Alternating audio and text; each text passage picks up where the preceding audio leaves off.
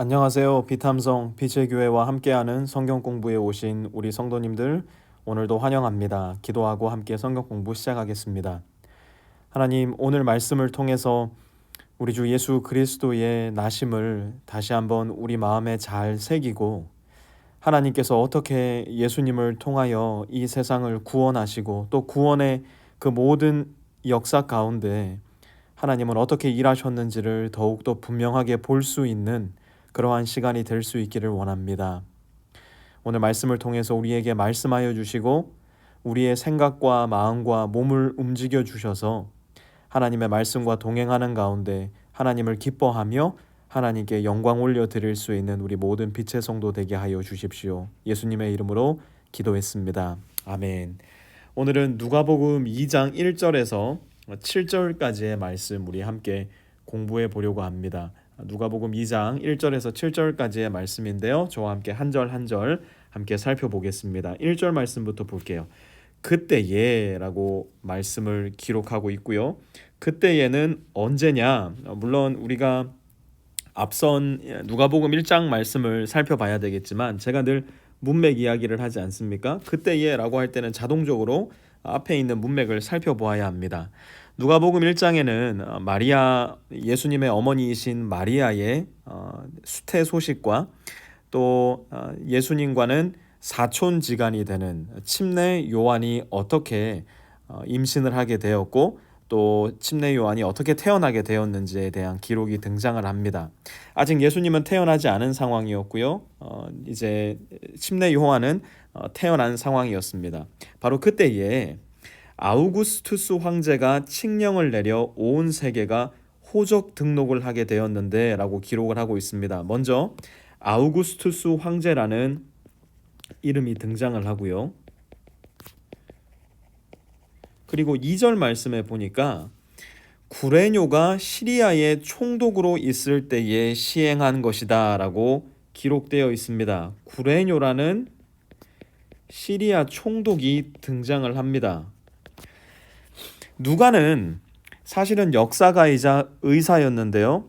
그 어떤 다른 복음서의 저자들이 기록하지 않은 구체적인 이름을 기록하고 있습니다. 역사가로서의 면모를 분명하게 보여주는 것이고요. 사실은 이러한 이름이 우리 그리스도인들에게는 초대교회의 역사를 되짚어 올라가 보는데 대단히 큰 도움이 됩니다. 아우구스투스 황제와 구레뇨 총독 모두가 실존했던 인물이었기 때문이죠. 그리고 바로 이러한 실존했던 인물의 역사 속에 어떤 일이 일어났냐면 호적 등록을 하게 되었다는 겁니다. 그리고 3절에 보니까 황제의 명령이니 모든 사람이, 그냥 한두 사람이 아니에요. 모든 사람이 호적 등록을 하러 저마다 자기 고향으로 갔다는 겁니다. 호적 등록을 오늘날처럼 자기가 살고 있는 동사무소에 가서 하면 되는 것이 아니라 자기 고향으로 돌아가서 자기의 뿌리인 그곳에서 호적 등록을 했어야 됐어요. 그러니 요셉과 결혼한 마리아는 요셉의 고향으로 돌아갔었어야 됐는데 요셉은 다윗 가문의 자손이므로, 요셉이 누구 가문의 자손이라고요? 다윗 가문의 자손이래요. 뭔가 시그널이 울리는 것 같지 않습니까? 또 더 나아가 갈릴리의 나사렛 동네에서 유대에 있는 베들레헴이라는 다윗의 동네로, 다윗의 고향이 베들레헴이었기 때문에 다윗의 가문이고 자손인 요셉 역시도 베들레헴으로 내려가게 됐어요. 그리고 그 옆에는 자기의 약혼자가 있었고요.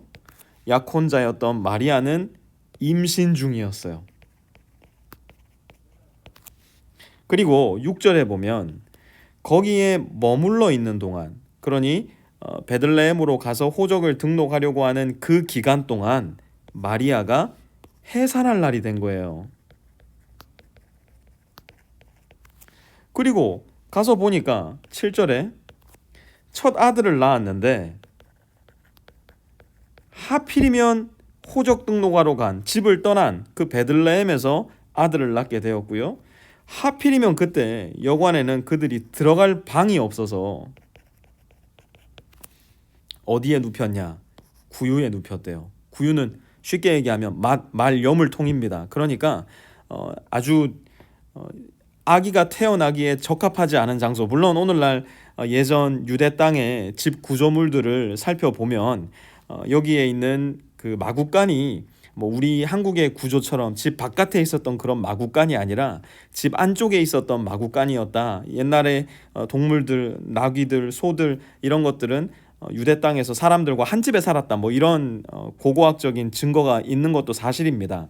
그러나 그런 것들 100번 양보한다고 하더라도 구유에 눕힌 아기 예수님, 이게 말이 됩니까?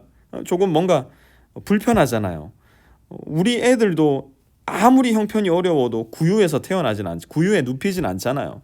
크립에다가 눕히고 이불을 덮어주고 담요를 덮어주고 쪽쪽이를 빨려주고 가장 좋은 곳으로 해주지 않습니까? 그런데 온 우주의 왕이신 예수님이 인간의 몸으로 이 세상에 오실 때는 구유에 눕히셨다는 거예요. 마구간에서 태어나셨다는 거예요.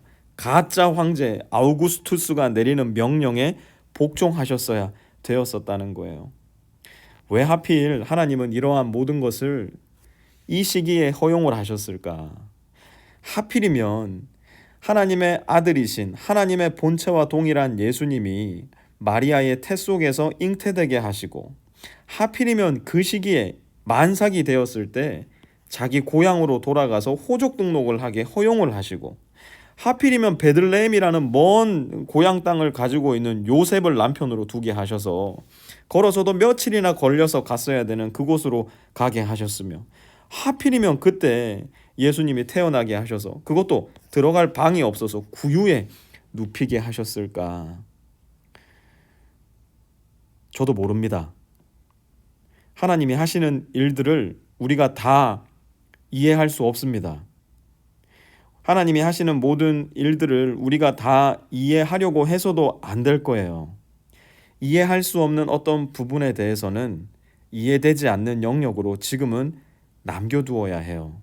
그런데 누가는 아마 이 말씀을 기록할 당시에 이 말씀이 떠오르지 않았을까 생각을 해봅니다. 미가서 말씀으로 한번 가볼게요. 미가서 5장 2절 말씀인데요. 그러나 너 베들레헴 에브라다야, 베들레헴을 부릅니다. 베들레헴을 왜 부르는가 봤더니 너는 유다의 여러 족속 가운데서 작은 족속이지만 베들레헴은 작은 족속이었어요. 그런데 이스라엘을 다스릴 자가 내게서 내게로 나올 것이다. 예수님이 태어나지 않은 이 시기에 하나님은 미가라는 선지자를 사용하셔서 예수 그리스도의 나심이 어떠하실 것임을 명백하고 분명하게 예언했어요. 이스라엘을 다스릴 자, 곧 메시아 예수 그리스도께서 베들레헴을 통해서 태어나실 거라는 거예요. 베들레헴에서 나시게 될 거라는 겁니다.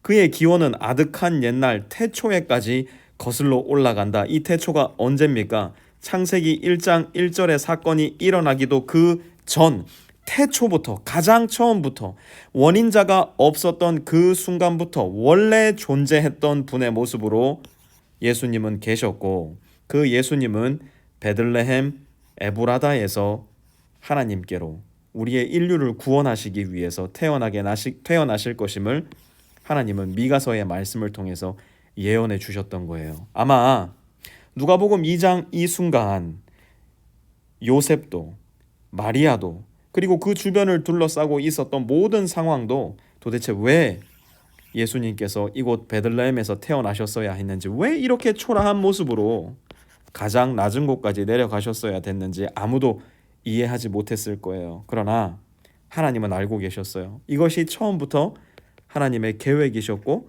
하나님의 뜻이었다는 거예요. 하나님은 때때로 우리가 이해되지 않는 방법과 도구를 사용하셔서 우리 삶 가운데 일하셔요. 이해되지 않을 때가 많기 때문에 우리의 마음은 쉽사리 불평과 불만을 가지게 될 때가 많이 있어요. 아마 지금이 그런 시기일지도 모르겠어요. 아니 하나님, 크리스마스 시즌인데 뭐가 이렇게 크리스마스 시즌 같지가 않습니다. 마음이 답답하고 우울하고 어디 맘 편히 갈 데도 없고 식구들과 함께 좋은 자리에 가서 함께 식사를 하거나 여행을 할 수도 없고, 하나님, 내 마음에 불평과 불만이 가득합니다. 아마 그것이 솔직한 우리의 마음인지도 모르겠어요. 그때마다 가장 낮은 곳으로 내려가셔야 했던 예수님, 그리고 그 주변을 둘러싸고 있었던 요셉과 마리아의 마음, 도무지 이해되지 않는 하나님의 계획과 뜻 가운데서 문자 그대로 스트러글하고 있었던 그들의 모습을 한번 기억해 봤으면 좋겠어요. 그리고 이 모든 배후에 숨겨져 있었던 하나님의 뜻과 계획, 우리는 비록 다 읽어낼 수 없지만, 알 수 없지만 하나님은 실수하지 않으신다는 이 진리의 말씀을 우리가 잘 기억할 수 있다면, 비록 불평과 불만이 새어 나올 수밖에 없는 오늘의 상황과 환경이지만, 그래, 그 안에도 하나님의 계획과 뜻이 있지, 더 큰 믿음과 신뢰를 가지고 오늘 하루를 살아갈 수 있지 않겠는가 생각을 해봅니다. 여러분의 삶 속에 어떠한 일이 있든지 간에 불평과 불만이 아닌 믿음과 신뢰로, 내가 가장 낮은 곳에까지 내려가야 하는 그 순간이라 할지라도 오히려 믿음과 신뢰로 올라갈 수 있는 저와 여러분 되시기를 부탁을 드립니다. 하나님, 이해되지 않는 예수님의 탄생 이야기를 보게 됩니다. 온 우주의 왕이신 예수 그리스도께서 이제는 아무도 기억하지 않는 아우구스투스라는 황제에 의해 가장 시골집, 가장 낮은 곳으로 내려가셨어야 했고, 그것도 사람들이 너무너무 많아서 제대로 된 방에서 태어나신 것도 아니라 마국간 구유에 눕히신 온 우주의 왕 아기 예수를 보게 됩니다. 하나님의 뜻은, 하나님의 계획은 이처럼 우리의 마음에 이해되지 않는, 그래서 불평과 불만이 새어 나올 수밖에 할 수 없는 방향과 길로 우리를 이끌기도 하는 것을 오늘의 우리의 삶을 통해서도 보게 됩니다. 하지만 이러한 하나님의 일하심이 무계획 가운데 어쩌다 보니까 어라, 이런 일이 일어났네, 하나님의 실수로 일어난 것이 아니라 철저한 하나님의 계획과 뜻 가운데 일어나고 있는 것임을 우리가 볼 수 있도록 도와주시고, 그래서 우리의 마음의 불평과 불만을 깨끗하게 씻어내고 하나님을 향한 믿음과 신뢰로 도약할 수 있는 이 크리스마스 시즌에 우리 빛의 성도들 다 될 수 있게 도와주십시오. 예수님의 이름으로 기도드렸습니다. 아멘.